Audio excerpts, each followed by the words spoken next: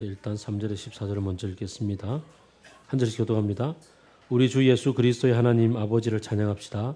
하나님께서는 그리스도 안에서 하늘에 속한 온갖 신령한 복을 우리에게 주셨습니다.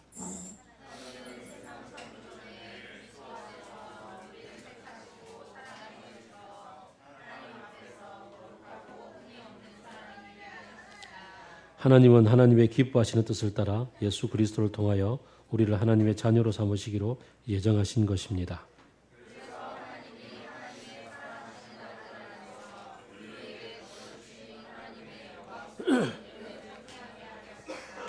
우리는 이 아들 안에서 하나님의 풍성한 은혜를 따라 그의 피로 구속 곧 죄의 용서함을 받게 되었습니다.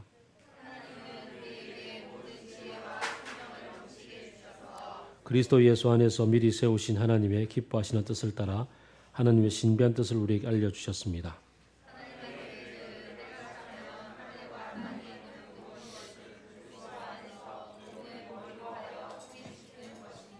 하나님은 그리스도 안에서 우리를 상속자로 삼으셨습니다. 이것은 모든 것을 자기의 원하시는 뜻대로 행하시는 분의 계획을 따라 미리 정해진 일입니다.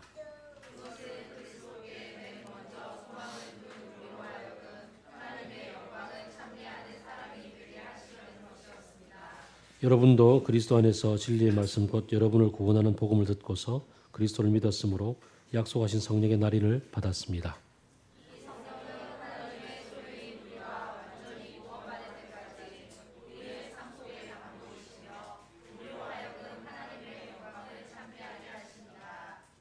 아멘.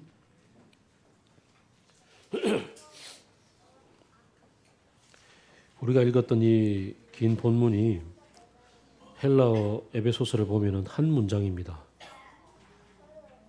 엄청난 일이죠.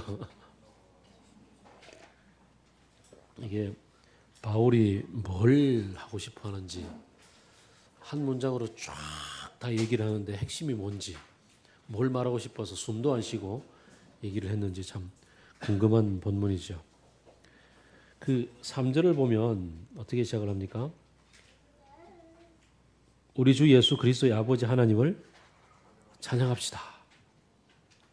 계속 보면 그 12절 보면 우리를 하나님의 영광을 찬미하는 사람이 되게 하였다. 우리 교회 찬미자매가 있잖아요. 오늘 주제 본문입니다. 그죠? 인생 전체를 이끌어가는 주제 본문. 그 하나님 아버지를 찬송하고 싶은 마음. 메시지에 의하면은 하나님은 얼마나 찬송받으실 분이신지요. 하나님은 얼마나 복되신 분이신지요. 이렇게 시작을 하거든요. 하나님이 얼마나 정말 찬송받으시기 합당한 분인지 떠올리면 눈만 뜨면 하나님 찬양이 입에서 줄줄줄 나오는 그런 마음이 이 본문 속에 녹아 있습니다. 우리는 오늘 우리 교회의 비전 선언문 세 번째 대지 지속적으로 흐르는 맑은 물을 우리가 함께 묵상을 하고 이제 마음에 새기게 되는데요. 지속적으로 흐르는 맑은 물, 보좌로부터 물이 흘러서 닿는 곳마다 치유와 회복과 소성함을 얻게 되는 그 놀라운 일들이 우리를 통해서 일어나는 그런 비전이죠. 우리는 그리스도인이 되고 나서부터 세상 속을 살면서 세상에 속하지 않았다라는 얘기를 참 많이 듣고 살았고 너희는 세상의 빛으로 소금으로 살아야 된다는 얘기를 많이 듣고 삽니다. 어떻게 하든 세상에서 다르게 살아야 하고 다른 삶을 통해서 하나님을 전해야 한다라고 그렇게 지속적으로 듣고 부담을 갖고 살아갑니다. 특별히 캠퍼스에서 선교단체 활동을 했던 사람들 경우에는 3, 4학년이 되면 리더를 하게 되는데 리더를 하면서 후배들에게 그 얘기를 막 강조하잖아요. 그러고 나서 이제 딱 직장 생활을 시작을 하면 어때요? 내가 다르게 살기와 뭔가 빛으로 소금으로 드러내야 된다는 부담감은 엄청나게 큰데 근데 막상 삶의 현장은 그렇지 않은 빛으로 살기는커녕 정말 빛 좋은 개살구가 되기 쉬운 그런 상황이 되기 쉽고 살아남는 것조차 버거운 그런 일들 속에서 지치고 힘들어지고 그러다 보면 스스로도 자기 자신에 대해 실망하게 되고 실망이 쌓이다 보니까 나중에는 냉소적이 되고 그러다가 이제 조금씩 이제 연애도 하고 결혼도 하고 애도 낳고 그러다 보면 그냥 살아가는 그 삶에 젖어서 어느 순간에 이 땅의 삶의 논리를 그대로 따라가게 되고, 그러다 보니까 이제 교회도 어떻게 나의 구미에 맞는 적당한 어떤 곳에 출석을 해서 그냥 좋은 말씀 한번 듣고 그리고 집에 와서 또 다른 삶을 살면 그게 편해지는, 교회 와서 지지난주에 함께 말씀 나눴던 것은 공동체, 가정교회, 서로가 서로에게 영향을 미치고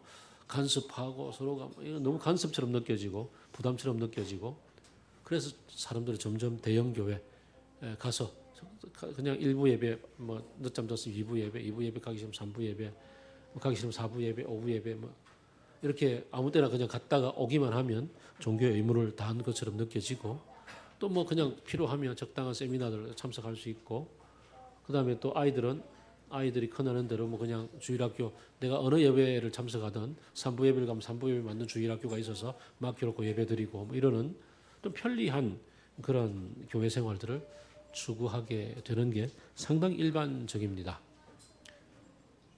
제가 잘 아는 것처럼 IBF 출신입니다만은 IBF의 수많은 후배들을 보아도 많은 사람들이 그렇게 이렇게 젖어들어서 살고 있는 것을 보게 됩니다. 참 안타까운 일이죠.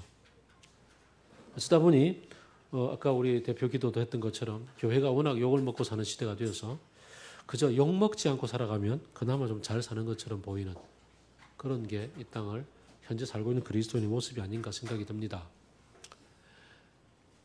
잘 살아야 되고 드러내는 뭔가 빛을 드러내어 살아야 되고 뭔가 다른 사람하고 다르게 살아야 된다라는 생각들을 갖고 사는데 그게 도대체 뭔지 그걸 잘 모르기 때문에 아는 것 같았으나 뭔가 다르기 때문에 뭔가 잘 살기 힘들기 때문에 그래서 교회에서 얘기하는 어떤 동성애 반대 집회 이런 데 가서 한번 피켓 시위 한번 하고 나면 그거 잘 사는 거구나. 다르게 살았다. 너와 난 달라. 이렇게 생각을 하게 되는 면죄부 정도를 받는 게 아닌가 생각도 해보게 됩니다.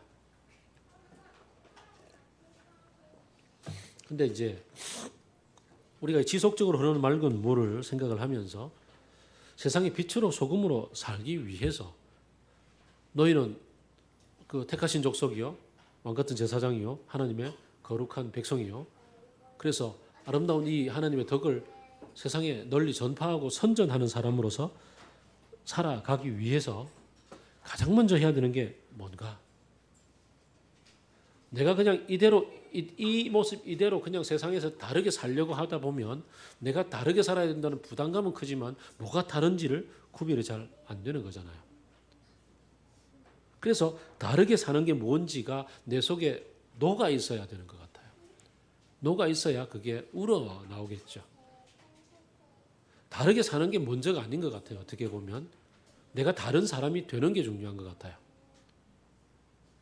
로마서 12장 1절에서 너희는 이 세상을 본받지 말고 너희를 새롭게 함으로 변화를 받아서 하나님의 선하시고 기뻐하시고 온전한 뜻이 무엇인지 분별하라 그랬는데, 능력을 내 속에 키우는 것, 아니 내가 변화를 받아서 하나님의 선하고 기뻐하시고 온전한 뜻이 무엇인지를 내가 알아차리고 그게 내 속에 녹아 들어 있는 것 자체가 중요한 것 같습니다. 그게 뭔가? 하나님 우리를 다르게 만드신 그 다름이 무언가? 얼마나 놀랍게 변화된 일인가? 그것을 알아차리도록 만들어 우리에게 도전하는 것이 바로 오늘 이 에베소의 본문이 아닌가, 에베소서의 본문이 아닌가 생각이 듭니다. 에베소서의 본문 가만 보면 3절부터 보게 되면 우리에게 하나님이 복을 주셨다고 이야기를 합니다. 어떤 복을 주셨는지 보게 되면 4절을 보면 우리를 택했다고 이야기합니다. 똑같은 사람들 가운데서, 수많은 똑같은 사람들 가운데서 너 따라와 이렇게 나를 뽑았다는 거죠. 택하였습니다. 사실 우리는 어떻게 보면 옛날부터 어릴 때부터 이렇게 택함을 받지 못한 사람으로 산 사람들이잖아요. 반장 선거에서 부터 시작해서 이렇게 어릴 때부터 택함을 받은 사람이 있습니다. 저는 초등학교 1학년 때부터 6학년 때까지 반장, 전교 부회장, 전교 회장 다 했어요.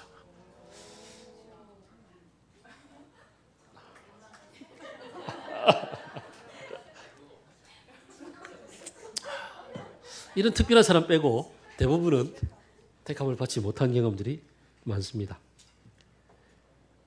그래서 우리가 택함을 받기 위해서 어딘가 눈에 띄어야 된다고 생각하고 뭔가 다르게 하려고 애를 쓰죠. 달라야 눈에 띈다고 생각을 하고 뭐 실력을 쌓아야 눈에 띈다고 생각하고 외모를 가꾸어야 눈에 띈다고 생각을 하고 그렇지만 그 모든 것들이 우리 이게 좀 유효 기간이 좀 짧죠. 또 금방금방 바뀌어 버리죠. 지금 오늘 이제 우리 상상의 목장의 두 자매가 굉장히 예쁜 헤어스타일을 해왔잖아요. 굉장히 예쁜 헤어스타일 해왔는데 이게 또 몇 년 갈까요? 이 헤어스타일이 금방 바뀌어요, 그죠? 금방 바뀌어요 또. 자매를 예를 들면 반드시 실패하게 돼 있어 설교는. 용서해 주세요. 다시 다른 걸로. 어쨌든 참 많은 노력을 합니다. 그러나 그 유효 기간이 참 짧고 그래서 평생 우리는 뭔가 이렇게 뽑히고 택함을 받고 뭔가 이렇게 달라지기 위해서 많이 애를 쓰는데 우리의 모든 것들하고 상관없이 우리를 하나님은 만세전부터 우리가 태어나기도 전부터 우리를 찜하시고 택하시고 부르셨다고 얘기를 하죠. 얼마나 우리를 미리 택했냐 하면은 태어나기도 전부터 예정하셨다고 얘기를 하죠. 예정을 하셨고 그래서 우리를 택하고 우리로 하여금 그 어디까지 가야 될지를 알고 목적지를 알고 갈 수 있도록 그렇게 우리의 길을 쭉 풀어 주셨다고요. 근데 그 모든 것들이 내가 뭔가 잘나서가 아니고 내가 뭔가 뭐 자격이 있어서가 아니고 거저 주셨다고 6절은 이야기를 하죠. 내가 경험한 모든 것들을 하나님은 내게 거저 주셨다고. 그래서 2장 8절로 가게 되면은 여러분의 믿음을 통하여 은혜로 구원을 얻었습니다. 이것은 여러분의 난 것이 아니요 하나님의 선물입니다라고 얘기합니다. 하나님의 은혜, grace죠. 은혜. 하나님이 우리에게 거저 주신 겁니다. 거저 주신 거, 공짜로. 나의 자격과 상관없이. 그것도 7절, 8절을 보니까 넘치게 주셨습니다. 넘치게. 엄청나게 많은 것들을 주셨습니다. 나에게.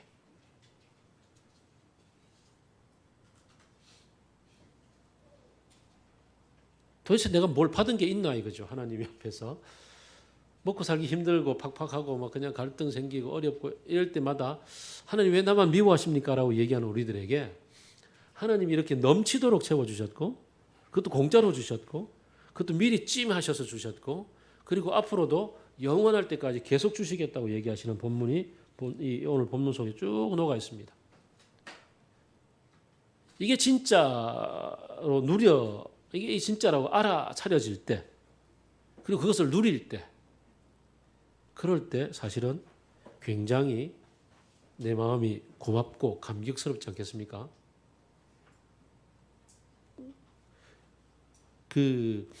우리가 결혼을 하면 지금 우리 결혼 앞두고 있는 두 자매도 있는데 결혼을 하면 어떻게 이렇게 멋진 배우자가 나를 택하고 나와 함께 살 결심을 했을까? 이것 때문에 감격스러워질 때가 있지 않습니까?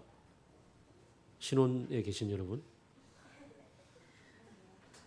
아니면 지금 목화 열애 중인 분들 두 사람 어떻습니까? 그렇죠. 어떻게 이 멋진 사람이 나를 택하고 나를 사랑해 줄 줄 알았을까? 이런 생각이 들죠. 그죠? 그 사랑에 겨워서 그게 감격스러워집니다. 그런 것처럼 하나님이 내게 나의 어떠함과 상관없이 택하시고 부르시고 그리고 마구 주셨는데 뭘 주셨는지 보면요. 놀랍습니다. 엄청나게 많은 걸 주셨는데 그 8절을 보니까 우리에게 모든 지혜와 총명을 주셔서 그리스도 안에서 세우신 하나님의 기뻐하시고 뜻을 따라 신비한 뜻을 하나님께 세우신 계획을 우리에게 알려주신다고 얘기하고 그걸 우리에게 주셨다고 얘기를 해요. 하나님의 계획이 뭔가? 하나님의 계획은 10절에 나오고 그 계획된 모든 것들을 11절을 보니까 우리에게 상속자 되게 하셔서 주셨다고 얘기를 하거든요. 이게 뭐냐 이거죠. 그 상속 그러면 요즘 좀 부잣집에서 상속을 받고 상속 알거지 이런 사람들이 있어요. 뭐냐면 전부 다 부동산을 받아가지고 부동산을 다 받으면 세금을 내야 되잖아요. 상속세를 내야 되는데 정년세를 내야 되는데 이게 8년 내죠. 그래가지고 은행 빚 끌어다가 그 팔아서 내고 나중에 막 팔아서 이렇게 대각 가는 사람이 있는데 요즘은 제일 좋은 게 뭐니 뭐니 해도 머니잖아요. 돈을 물려준 게 제일 좋습니다. 근데 과거에 이 성경이 기록되었던 당시에는 이 돈으로 유산을 준다 이런 거 별 생각 없고요. 다 이렇게 대부분 상속 그러면 땅이잖아요, 땅. 아브라함이 가나안 땅을 하나님이 주시겠다 약속을 하신 것처럼 이 땅을 다 주시거든요. 그래서 그 모든 땅의 엄청난 부요함을 누리잖아요. 그 웨미스터 션샤인 보면은 그 주인공 남자 3명 중에 한 명 있잖아요. 임금님 다음으로 부자라고 했던 그 엄청난 것들을 물려받았을 때 사실 뭔가를 누릴만 하잖아요. 그런 것처럼 하나님이 우리에게 그런 엄청난 것들을 상속해 주셨대요. 우리 거라고 주셨대요. 그게 뭐냐? 하나님이 주신 계획, 뜻, 그게 뭔지를 보면 10절 보면요. 10절 다 같이 읽겠습니다. 시작.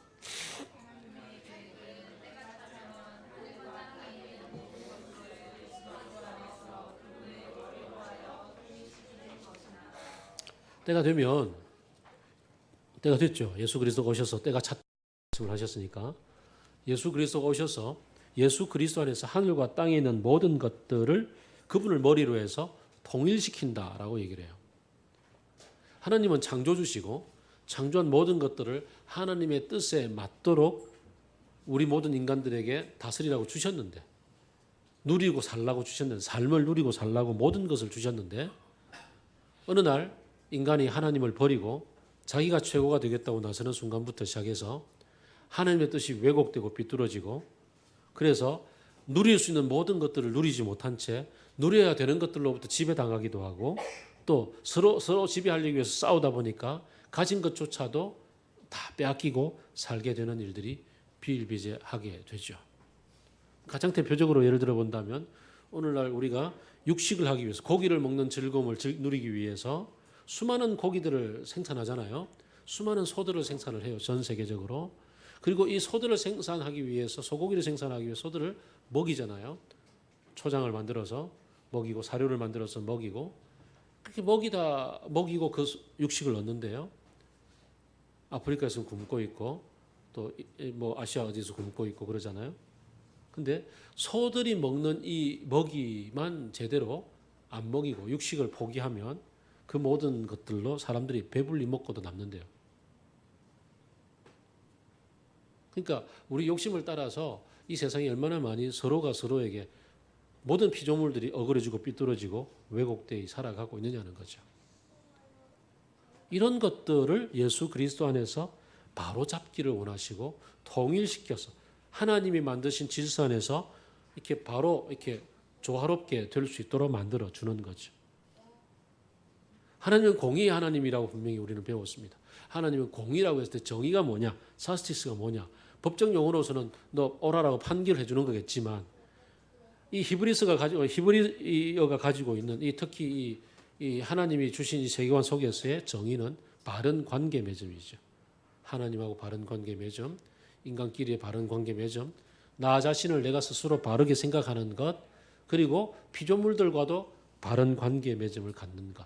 이게 바로 통일되는 것. 그리스도의 질서로, 하나님의 질서로 통일되는 것. 그걸 우리에게 주셨다고요. 그걸 알아차릴 수 있는 지혜와 명석을 주셨고, 지식을 주셨고, 그리고는 우리 눈을 열어서 그 모든 것이 너의 것이라고 얘기를 해줍니다.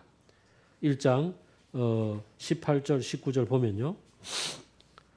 우리가 마음의 눈을 열리면 하나님께서 우리에게 부르셔서 택하시고 찜하셔서 주신 그 소망이 무엇이고 성도들에게 베푸신 하나님의 영광스러운 상속이 하나님이 만드시고 질서를 새롭게 바로잡아 주시는 그 모든 피조물들을 누릴 수 있도록 주신 그 모든 우리에게 주신 것들이 얼마나 엄청난 건지를 얼마나 풍성한 건지를 우리 눈이 뿅 열리면 알아차리게 된다는 거죠. 그리고 그것을 누려 살아갈 수 있는 그 모든 능력 19절이죠. 우리에게 강한 힘으로 활동하셔서 성령께서 그 모든 걸 우리로 하여금 누릴 수 있도록 주시는 것이 엄청나다고. 그 능력이 얼마나 큰지를 누리기를 바란다고 얘기를 하죠.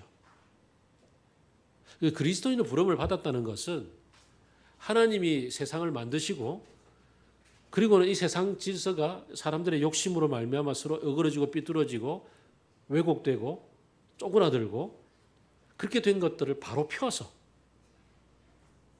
폈을 때 어떤 일들이 벌어지는지를 눈을 열어서 볼 수 있도록 만들어 주시고 그 엄청나게 풍성한 것들 하나하나를 우리가 누릴 수 있도록 해 주신다는 것이 바로 그리스도인으로 살아간다라는 것의 의미입니다.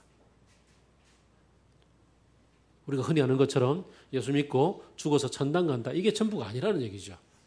죽어서 천당 간다도 왜곡된 왜곡된 가치관일 뿐만 아니라 우리가 예수를 만나는 순간부터 우리가 잠시 몸을 떠나서 죽음을 맛보겠지만 죽음 이후에조차도 다시 우리의 몸을 입고 부활해서 영원토록 하나님 만드신 이 세상을, 이 우주 만물을, 하나님이 만드신 하나님 나라 전부를 풍성하게 누릴 수 있도록 해 주신다는 거죠. 이게 바로 우리를 부르신 부르심의 목적이라고요. 그래서 그리스도인이 되고 나서 눈이 뿅 뜨여서 내 주변을 바라보기 시작하면 지금까지 봤던 것들하고는 다른 가치관으로 보이는 거죠.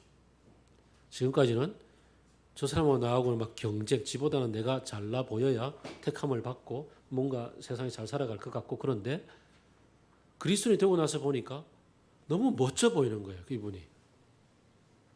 내 옆에 있는 한 사람 한 사람이 너무 아름다워 보이고 너무 멋져 보이고 가지고 누리고 있는 것들이 너무 풍성해 보이고 내게 주신 우리 옛날에 보면은 빵 하나 가지고 감사기도 드리는 그런 그림들 있잖아요. 그런 것처럼 내가 빵 한 조각을 받아도 그 속에 베풀어 주신 하나님의 은혜가 너무너무 커서 감격하면서 그렇게 식사를 하게 되고 우리가 일터에 가더라도 지치고 힘들고 막 못내 죽겠다 하는 생각이 많이 들지만 죽겠다라는 말보다는 거기에 하나님이 어떤 질서를 베풀어 주시기를 원하는지 이것을 통해서 뭘 하기를 원하시는지를 내가 마음속에 알고 지금은 비록 왜곡되고 비뚤어져 있어도 하나님 어떻게 바로잡아 가실 거라는 것에 대한 소망이 있기 때문에 오히려 더 기뻐하고 감격해 할 수가 있게 되는 거죠. 우리가 지난주에 경미자매가 이제 애를 낳잖아요. 예쁜 딸을 낳는데 그 딸을 태어나는 걸 보면서 얼마나 기뻐요. 이 아이가 자랄 미래가 다 보이고 너무너무 감격스럽고 하나님 앞에 얼마나 이렇게 드디어 나에게 새 생명이 다가왔다는 것이 기쁜 것처럼 우리 삶이 이런 새 생명으로 다가오는 거죠. 하나하나가. 그래서 내가 그리스도인이 됐다는 얘기는 가서 예수 믿으세요 전도하는 것도 매우 중요하고 의미가 있지만 무엇보다도 가서 전도하라 이전에 내 삶의 현장을 바라보는데 이전하고 다른 눈으로 보이는 거죠. 그게 내 속에 있을 때 이게 첫 출발인 거죠. 다른 눈으로 보여서 기쁘게 되고 다른 눈으로 보여서 즐겁고 다른 눈으로 보여서 고맙고 한 사람 한 사람을 만나는데 그 사람을 보면서 그 사람의 놀라운 면이 보여서 그저 이게 아부로서의 칭찬이 아니라 자연스럽게 우러나오는 칭찬을 하게 되는 것. 이게 우리가 바뀐 시각으로 살아가는 거거든요. 그렇게 될 때 그 속에서 우리의 마음속에 자연스럽게 우러나오는 게 뭐겠어요? 와, 하나님 이런 멋진 분을 내게 주셨네요. 감사합니다. 야, 이런 멋진 집을 주셨네요. 감사합니다. 하나님 오늘 제가 정말 이분 안 만났으면 이분을 만나서 제가 이 물건 하나 못 팔았으면 내가 오늘 한 달 굶을 수 있었는데 이거 팔 수 있게 해주셔서 굶지 않게 해주셔서 와 하나님 감사합니다. 이런 소박한 감사로부터 시작해서 조그마한 것 속에서 새로운 시각으로 하나님 기뻐하고 즐거워하는 마음이 넘치게 되는 거죠. 이게 그리스도의 삶이라고요. 그리고 이번에 정말 제가 또 미스터 션샤인을 또 막 페인처럼 막 추석 연휴 때 한 3일 동안 다 봤거든요. 3일 동안 그냥 계속 보기 하면서 이제 보니까 미스터 션샤인의 주인공 이병헌의 주인공이 아니고 남자인 거 뭐더라? 유진초이 가 이 땅에 와서 그가 복수심을 가지고 왔으나 복수심이 어느 정도 내려놓아지고 그리고는 이 땅에 일본 외세 침략을 받고 있는 조선의 그 억울함과 분함에 눈을 뜨고 그들을 돕고 독립된 아니 그 망하기라도 좀 천천히 망할 수 있도록 아니 뭐 그가 했던 유명한 말 중에 하나가 그런 말이 있어요. 그 빼앗기면 되찾을 수 있지만 줘버리면 도로받기 힘들다고. 그러니 차라리 빼앗기십시오라고 그렇게 의병 대장을 하는 그 대신한테 얘기를 하는데요. 그런 것처럼 이 땅에 억울하고 분한 일에 눈을 떠 나가는 이유가 어디서부터 펼쳐지냐고요? 무슨 처음부터 큰 대의가 있었던 게 아니잖아요. 한 여인을 사랑하면서부터 그 여인을 지키고자 하고 그 여인을 따라가다 보니 그 여인이 있는 곳에 내가 있고 싶어서 가다 보니 그 여인의 발걸음 속에 그 깨달음이 주어지는 거잖아요. 그 여인도 마찬가지예요. 그 여인도 처음부터 그렇게 애국지사가 되었고 뭐 의병 투사가 됐던 게 아니었어요. 처음에 나왔던 말이 낭만이었어요. 그리고 호강에 겨운 계집 양반이 뭐 이렇게 됐다고. 근데 이 여인이 자신의 의식이 바뀌어져 나가고 민족 의식이 고취되어져 나가고 독립을 향해서 꾸준히 나갈 수 있게 된 배경에는 이병헌을 사랑하는 마음이 시작되고 그 사랑 때문에 그 사람이 노비였다는 것을 알게 되었을 때 고민과 고뇌를 하고서 그러고서 사랑 때문에 그것을 뛰어넘게 되면서 그 다음 꿈꾸는 나라 속에는 노비도 백정도 함께 살 수 있는 나라가 되어가는 거잖아요. 이게 우리 속에 있는 거예요.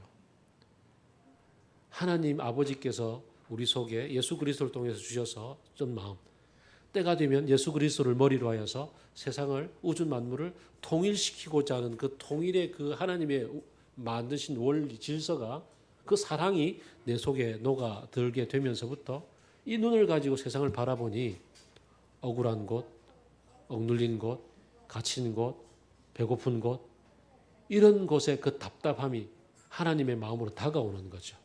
사랑으로 다가가다 보니까 그게 안타까워서 그래서 나도 모르게 그곳에 있게 되고 그곳에 함께 하게 되고 그래서 어느 순간에 그 쌍차 노동자들과도 함께 하게 되고 그 다음에 저기 강정마을에도 함께 하게 되고 세월호에도 함께 하게 되는 일들이 벌어지는 거예요.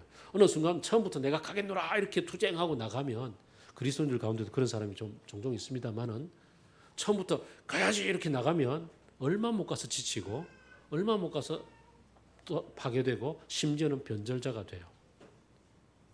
많은 학생운동 출신들이 지금 이 시대에 어디서 뭘 하는지를 보세요.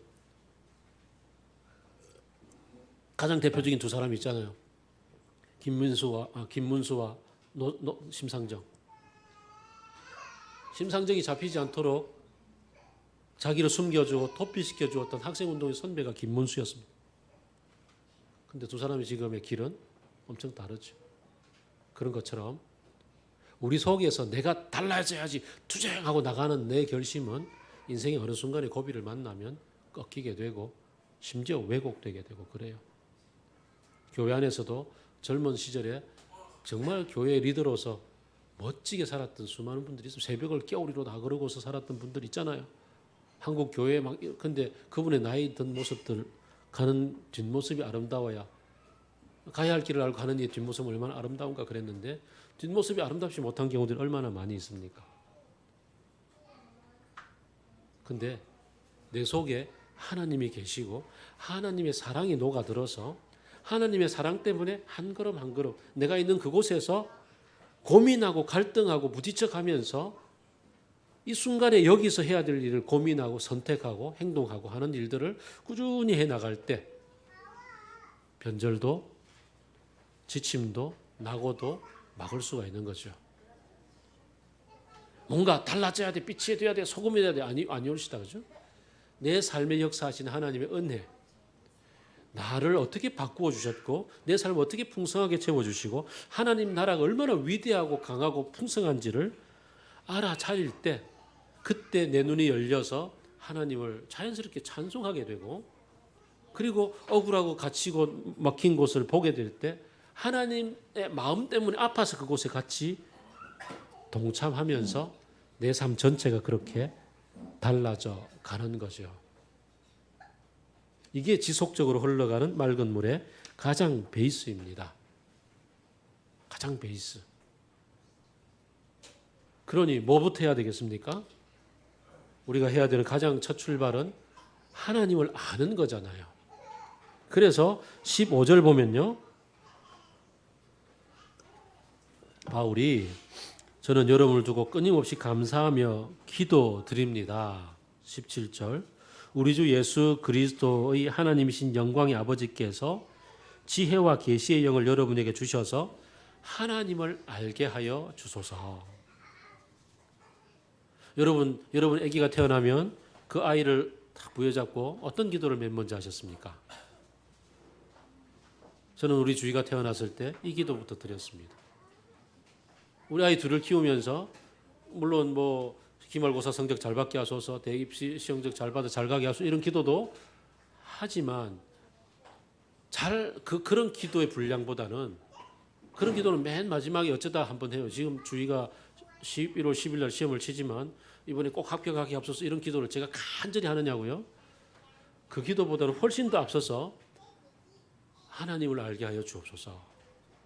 그의 인생 가운데 그의 눈이 열려서 하나님을 알게 하여 주시고 하나님께서 그를 부르심의 소망이 무엇인지를 그의 인생 가운데 하나님이 베풀어 주신 이 하나님 나라의 풍성함이 얼마나 위대하고 큰지를 아는 인생이 되게 하여 주옵소서 라고 기도를 한다고요. 우리 아이들을 위해서 이 기도를 하는 것처럼 우리의 삶이 그런 삶이 되어야 되지 않겠습니까? 때를 따라 돕는 은혜를 누리기 위해서 주께서 19절 주시는 하나님의 그 성령의 능력이 얼마나 크고 광대한지를 이걸 경험하고 살아가야죠. 이게 하나님 백성의 삶이잖아요. 그걸 알아가는 게 바로 뭐냐? 그게 바로 교회에서의 가정교회 생활이요, 제자 훈련이요, 풍삼기 훈련이요. 뿐만 아니라 이건 그저 알아차리는 기회를 제공해 주는 돌다리 놓는 것에 지나지 않습니다. 매일매일 하나님을 만나고 일상에서의 동행함을 위해서 풍삼기 돌다리 하나 놓고 그리고 제자 훈련 돌다리도 하나 놓고 가정교회 훈련의 돌다리도 하나 놓고 뭐 가정교회에서 보니까 뭐 올드 바이블도 공부하고 또 하나님 아는 지식도 공부하고 막 그러더라고요. 그런 것처럼 그렇게 같이 말씀 공부도 해 나가는 거죠. 그런 돌다리들을 놓아서 내 일상생활 속에 하나님이 매일매일 베풀어 주신 그 은혜를 알아차리고 그래서 불평하려고 할 때조차도 이 불평을 넘어서서 역사하시는 하나님을 알아차려서 불평 가운데서조차도 하나님 앞에 결국은 감사하게 되는 것. 불평을 막 쏟아놓다가도 나중에는 결국은 하나님 앞에서 왜 애들 막 매를 대면 나중에 엄마하고 우는 것처럼 다 울고 나서 엄마한테 안기는 것처럼 하나님을 감격스럽게 만나는 게 내 생활 속에 녹아 있는 것. 그게 맑은 물의 경건의 훈련입니다. 매일매일 제가 아침 새벽마다 큐티 나눔을 하고 올리는 그 나눔 속에도 하나님이 어떻게 이 말씀 속에 역사하시고 우리의 삶 속에 다가오게 하시는가 그 관점 속에서 계속 말씀을 풀어가는 거죠. 그러다 보면 하나님이 성령을 통해서 우리에게 꿈도 주십니다. 어떻게 살까? 하나님의 그 마음을 어떻게 살아야 되는지를 꿈을 주시고 그 요엘서 2장에서 말씀하신 것처럼 사도행전 2장에서 성령이 막 오순절날 마가의 다락방에서 기도할 때 임하였을 때 그들이 일어나서 얘기했던 것처럼 늙은이들이 환상을 보고 젊은이들이 꿈을 꾸고 그렇게 나아가는 일들이 펼쳐지는 거죠. 그래서 우리가 가장 먼저 해야 될 일들 호세아서 6장 3절에 얘기하는 것처럼 우리가 주님을 알자. 힘써 주님을 알자. 새벽마다 여명이 오듯이 주님께서도 그처럼 어김없이 오시고 해마다 돋아나는 가을비처럼 오시고 땅을 적시는 봄비처럼 오신다. 그 주님을 일상에서 알아차리는 것 중요하죠. 오늘부터 여러분에게 일주일간 숙제를 좀 드리고 싶습니다. 매일매일 내 일상생활 속에 찾아오시는 하나님을 하루에 한 가지씩은 알아차려 봅시다. 그래서 그것을 밴드에 올리든지 페북에 올리든지 여러분 그 가정교회 단톡방에 올리든지 해서 서로가 그것을 공유해 봅시다. 매일매일 하루에 한 가지라도 하나님이 나와 동행하시고 나를 찾아오셔서 나를 격려하시고 이끌어 가시는 일들 내 생활 속에 있죠. 또 주변의 수많은 사람들의 역사 속에도 있습니다. 믿는 사람이든 믿지 않는 사람이든 상관없이 이 땅 속에 하나님의 형상으로 지음을 받은 수많은 사람들을 통하여서 그를 통하여 하나님은 역사하시고 찾아오십니다. 또 지으신 만물을 통해서도 찾아옵니다. 우리가 지난주에 그 가을 멋진 들판 속에 그 공원 속에서 놀러를 갔었습니다. 그 놀이동산 속에서 그 아이들이 기뻐하는 동물들과의 그 환호성 속에서 우리 그 조금 일찍 도착해서 저기 동물원에 가서는 앵무새 코너를 갔었어요.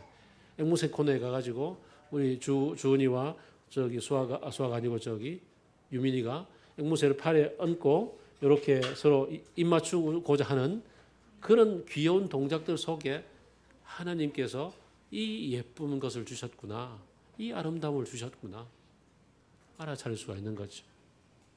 운전해 가다가 흘러가는 구름 한 자락을 보면서 달무리를 보면 와인이 생각나기도 하겠지만 아니 그래 와인 속에서도 하나님께서 역사하시는 것을 기뻐할 수 있죠. 그래서 매일매일 여러분이 한 차례씩은 분명히 주님께 24시간 동행하시는 주님이십니다만은 우리의 눈이 열려서 우리가 알아차리는 게 중요하잖아요. 그래서 한 번 이상은 좀 알아차려서 주님이 이렇게 멋진 일들을 베풀어 주시는구나. 그 주님을 찬양함을 해보자고요. 그러다 보면 이게 내 존재가 달라지거든요. 이게 내 속에 녹아 있으니까 내 인격이 달라지거든요. 이게 달라지다 보면 내가 다른 사람이라는 것을 주변에서 보게 되죠. 너희는 세상의 빛이요 소금이다라고 하는 것은 그 다음 일이란 말이죠. 내가 충분히 달라지면 자연스럽게 녹아나죠. 갈등하고 있는 현장 속에서도 갈등의 결과가 다르다는 것을 보게 되면서 기뻐해요. 사람들이 똑같은 갈등의 현장 속에 있는데 어떤 사람은 그 갈등 때문에 엉뚱한 일을 저지르는가 하면 똑같은 갈등의 현장 속에서 이 사람은 하나님 때문에 다른 결정을 하는구나를 보게 되면서 사람들이 경탄하게 되죠. 사도행전 2장 말미를 보게 되면 그래서 주께서 믿는 사람의 수를 날마다 더해 주시니라 라고 말씀을 합니다. 우리가 흘러가기 위해서 지속적으로 흘러가는 맑은 물이 되기 위해서 1번 내가 맑은 물이 됩시다. 내 속에 고인 물, 썩은 물들을 주께서 씻어내어 주시고 내 속에 성령의 맑은 물이 가득 차서 맑고 고운 소리, 영창 피아노 그렇게 아름다운 새 소리가 울려 나오는 나 자신이 되자고요. 그걸 위해서 우리 오늘 설교는 그 다음에는 강의로 이어지려고 벤다이어 그램도 그리고 했지만 별로 안 하고 싶고 여기까지 맑은 물 내 속에서 가득 차서 그 맑은 물이 흘러 넘칠 수 있는 사람 되게 하여 주옵소서. 매일매일 주님의 말씀을 묵상하고 주님이 주시는 눈이 될 수 있도록 내 눈을 열어주시고 내 마음을 씻어주시고 분노할 때나 화가 날 때나 억울할 때나 분할 때나 혹은 기쁠 때나 일상의 평범해서 아무것도 없는 것처럼 느껴질 때조차도 하나님은 때를 따라 나와 동행하고 계시고 나에게 이 엄청난 것을 주셨구나. 누릴 수 있게 하셨구나.